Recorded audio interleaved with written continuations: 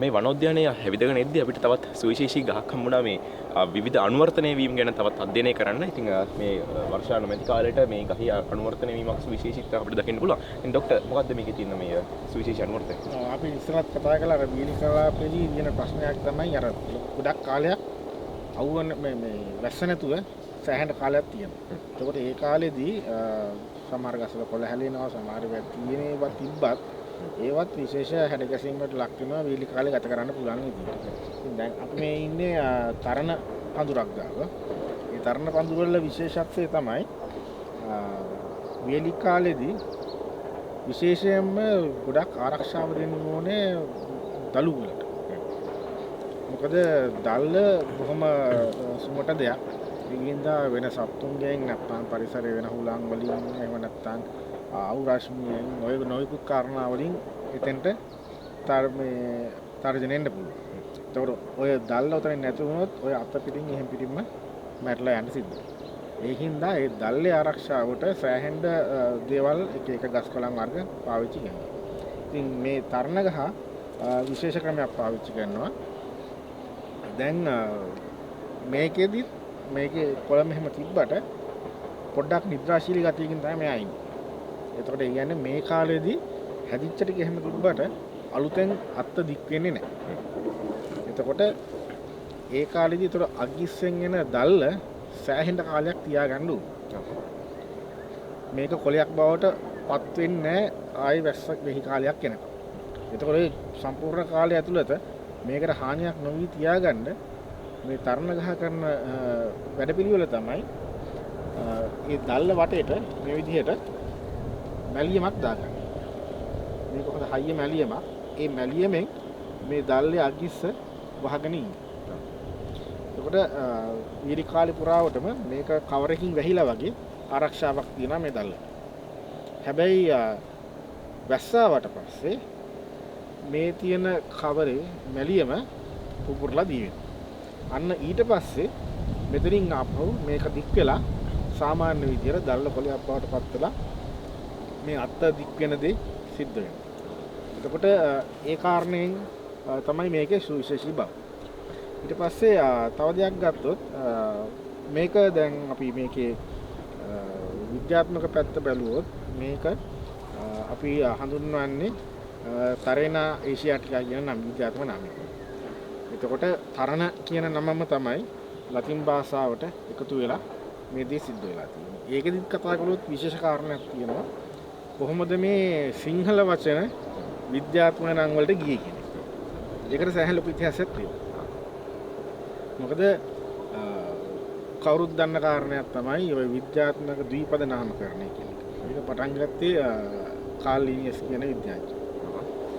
එතකොට එයා මේ දාපු නම් වලින් ආපු ටිකක් තමයි මේ. එයාට මේ සිංහල වචනේ ගියේ 1700 ගණන් වල 1752 ඉඳලා 1759 වෙනකම් ලංකාවේ මුහුදුබඩ ප්‍රදේශවල පාලනයක් තිබුණා විදේශිකයන්. එතකොට ඒගොල්ලන්ගේ නැව්වල වෛද්‍යවරයෙක් විදිහට පැමිණි පුද්ගලයෙක් හිටියා පෝල් හර්මන් කියලා. එතකොට එයා වෛද්‍ය වෘත්තියට අමතරව එයා හරි ආසයි ගස් කොළන් ගැන ඉගෙන ගන්න. ඉතින් එයා කලේ ලංකාවේ හම්බෙන ගස් කොළන් එක්කව කරලා අපි පොඩි කාලේ කුරුළු පිහාට එක්කව කරලා පොත් හදනවා වගේ අර විදිහට එයා අතු කැලිය එක්කව කරලා පොත් හැදුවා. එතකොට ඒ පොත්වල එයා ඒ වෙනකොට අපේ රටේ මිනිසුන්ගෙන් ඒ ගහ මොකද්ද කියලා අහගෙන සිංහල අකුරෙන්ම එයා සිංහලත් ඉගෙන ගත්තා. ඉගෙනගෙන සිංහල අකුරෙන්ම ඒ ගහේ නම ලිව්වා. එතකොට ඔහොම පොත් මිටි කීපයක් තිබුණා. ඔන්න ඔය පොත් මිටි කීපය හම්බුණා කාල් ලිනියස්ට. එතකොට කාල් ලිනියස් ලිව්ව පොතක් 1747. ඔව්.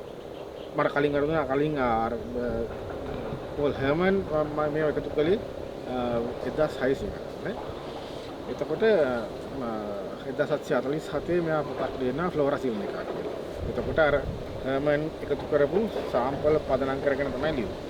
ඒකට ෆ්ලෝරා සිල්නිකා පොතට පාවිච්චි කරපු ඒවා එයා පාවිච්චි කළා ආයේ එයාගේ ඊගාව පොත ස්පීසිස් ප්ලාන්ටාරුම් කියන එක.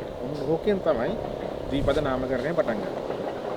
ඔය ද්විපද නාමකරණය කරද්දී එතකොට අර හර්මන් සිංහලෙන් ලියලා තිබ්බ වචන මෙයා විද්‍යාත්මක නම් යොදා ගන්න පොඩ්ඩක් ඌරුව වෙනස් කරලා පාවිච්චි කළා. ඉතින් ඒ විදිහට ආපු නමක් තමයි මේක තරෙනා ඒෂියාටිකා කියලා නම මේකට ලැබුණා. එතකොට මේක අපි ගත්තොත් රුඩියේසිය කුලය කියන්නේ කෝපි කුලයට අයිති වෙන ගහ. එතකොට ඒකේ පොදු ලක්ෂණයක් තියෙනවා. ඉතින් අපි ගස්කොළන් හඳුනා ගැනීමට යද්දී විශේෂයෙන් බලන්න ඕනේ මේ වගේ කාරණා මේක මොන කුලයට අයිති ගහක්ද කියන එක මේකේ මේ තියෙන ලක්ෂණ මේ දැනට පේන ලක්ෂණ අපිට අඳුර ගන්න ප්‍රධාන සාධක තියෙනවා. සාමාන්‍යයෙන් කෝපි කුලයේ ගස්වල අපි කියනවා opposite leaf arrangement එකක් තියෙනවා. ඒ කියන්නේ මේ වගේ ගත්තොත් එක තනින් කොළ දෙකක් තමයි දෙපැත්තට එන්නේ. එතකොට opposite leaf arrangement එකක් තියෙනවා. ඒත් එක්කම ඒ දෙක මැද්දේ තියෙනවා උපපත්‍ර. ඒකට අපි කියනවා ස්ටිපියුල් කියලා. ඒ උපපත්‍රෙන් ගොඩක් වෙලාවට කරන්නේ දල්ල චූටි කාලේ. දැන් මේ දල්ල චූටි කාලේ මේක තියෙන්නේ වීරි කාලෙදී ආරක්ෂාවට. ඊට අමතරව අනිත් කාලෙදී දල්ල ලොකු වෙනකන් ආරක්ෂා කරන්න මේ ස්ටිපියුල් කියන එක හැදෙනවා.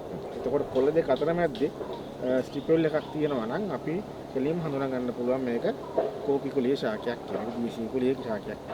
ඒ විදිහට තමයි අපි කැලිය ගියාම ගස්කොළන් වර්ග මෙන්න මේ අහවල් කාණ්ඩයටයි තියෙනවා කියලා අඳුරගන්න. එහෙම අඳුරගෙන ඊට පස්සේ අදාළ විශේෂය දක්වාම අඳුරගන්න.